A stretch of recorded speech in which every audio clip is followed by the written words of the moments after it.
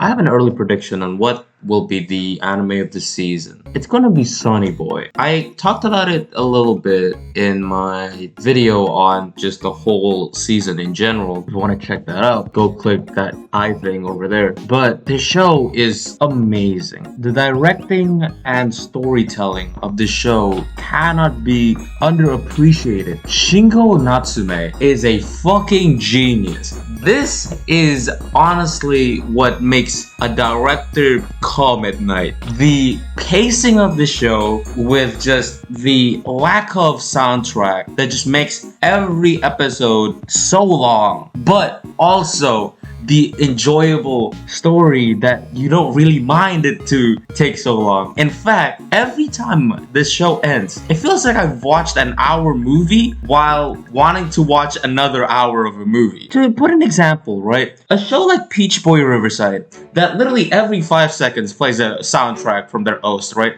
Which is completely normal. Anime is one of the few genres that use so much soundtracks in their TV series or film or whatever. Sonny Boy uses like one time, just once, and it's always at the end. It's always when the resolution happens. It is such a mind-blowing, perfect time. And to add to that only one soundtrack, the ending. The ending is such a powerful, just guitar riff ending that just makes you so excited for like the show to never end. I mean, Don't Say Goodbye is like literally the last words that is in the song. This show is perfect. This show is honestly a work of art. Characters in Sonny Boy is very, very well distinguished. Hoshi is obviously the bad guy. I mean, holy crap. Hoshi looks amazing, doesn't he? You just can't not hate the guy. The guy's manipulative.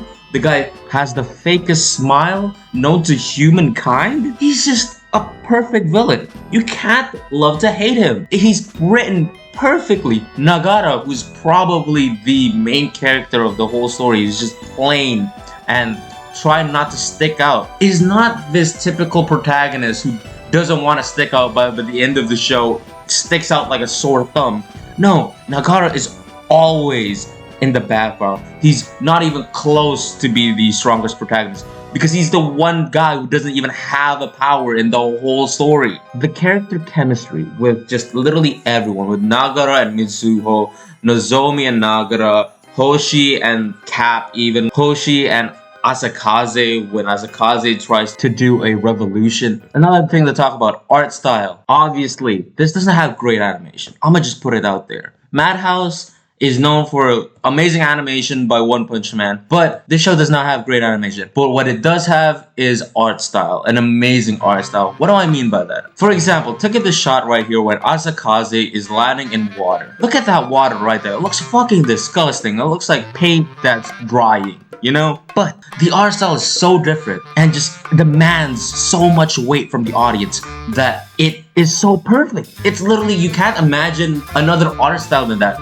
because sometimes the show just looks incredibly detailed and just looks stunning, and sometimes it just looks so plain and lacks detail. This is honestly one of the most amazingly directed anime shows of all time. I'm not even exaggerating. Maybe something that could top it is March Comes Like a Lion or Evangelion. This show is amazing, and it's not amazing in a sense that this will be popular. Japanese audiences has a very clear taste. For example, Arifuretta is constantly referenced in anime. It doesn't make any sense. Arifuretta is a garbage show with garbage animation. The only thing that makes Arifuretta famous is because of one chick, and it's a bunny girl with tits. That's the only reason why Arifuretta is popular. And you know why? It fucking hits like a motherfucker in Japan. It's probably everywhere over Akiba. Mahoka Koko no Retosi.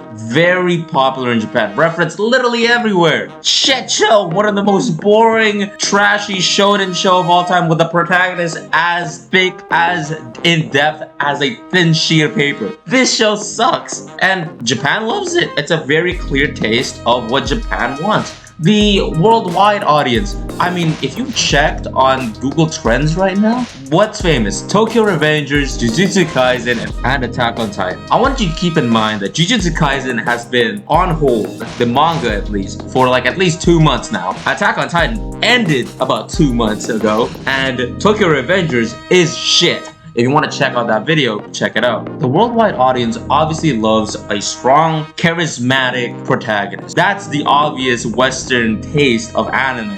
While the Japanese taste is obviously like the magic, high school bullcrap that isekais try to replicate for like the 50 millionth time. It's fair.